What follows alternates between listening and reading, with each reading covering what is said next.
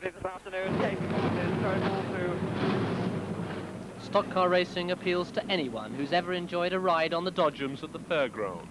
You take a monstrously powerful engine, you paint it in violent, aggressive colours, and you hurl it round and round the cinder circuit in competition with a dozen other snarling monsters. Brian Wallace of Farnworth is one of the sport's top 20 riders, and his machine has a red roof indicating that he's one of the elite, a position he's reached in 3 seasons.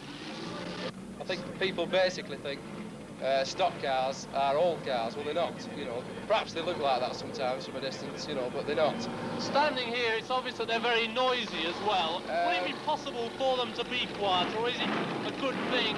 Is it considered a good thing to have them noisy? Basically, you get more performance from having no exhaust system, but it restricts it slightly, you know. Car exhaust system restricts it, you know. Plus, they say that certain sizes of exhaust make the engines perform better, you know. If you only have a certain length, it'll perform better, you know. Basically that, you know. Brian's 3rd season began in March, and I watched him jousting in a heat at the White City in Manchester, one of the 4 tracks in this part of the country.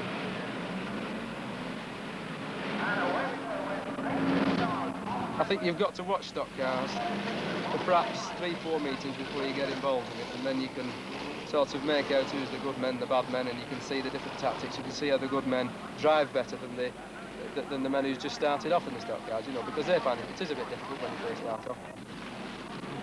You don't slow off on the bends. In other words, you're doing 60 mile an hour down the straight. You come to the bend, you don't really slow down in speed. All you do is you drift around the corner. It's no good trying to drive it around like a normal car because it won't go around, you know, because they've got lock differentials.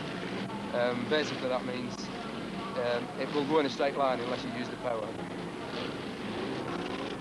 It's dangerous, but like I say this, you know, when you're in a road car, it makes you realise if you're driving a stock car that I think possibly you're a bit safer in a stock car, you know. When you're in a stock car, you're strapped in, you hit a fence post doing 60 miles an hour, you're a bit bruised, you're a bit sore, but you get out all right. It makes you realise that when you're in a road car, if you did the same thing, there isn't a lot of chance for you. Well, Brian, 4th, not bad? Not too bad considering, really. It was a bit rough out there tonight, you know, very wet, slippery. You've just got to, the biggest problem is seeing, really. You've got to keep ducking your head and peeping through your screen, you know, and trying to see where you're going, you know. There's a lot of pile-ups, you see, this is the trouble, and you can't see very well, you know, with all the sludge and the rain coming off the wheels in front, you see. Were you in any of the pile-ups? Not really. You know, I caught 1 or 2, but I didn't actually spin or anything, you know. But yet the surprising thing to me, anyway, was that even some of the cars that were in pile-ups, they were soon back in the race, 1 or 2 of them. Yeah, well, they're pretty strong, like, you know, they'll stand a bit of bashing, you know. And when the big names of stock car racing, men like Stu Smith, Frankie Wainman and Kevin Thompson join Brian on the track, it's not unusual for the crowd to number 20,000 or more.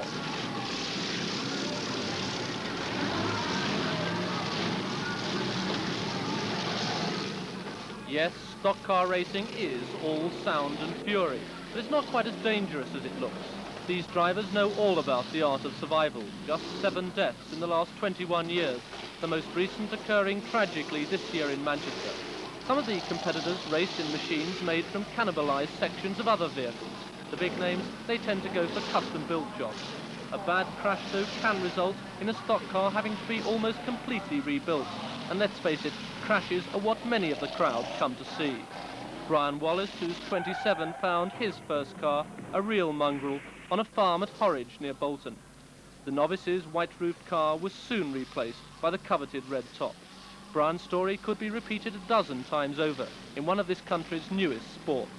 A sport in which, despite those pile-ups, top men like Brian Wallace eventually end up with their very own fan club.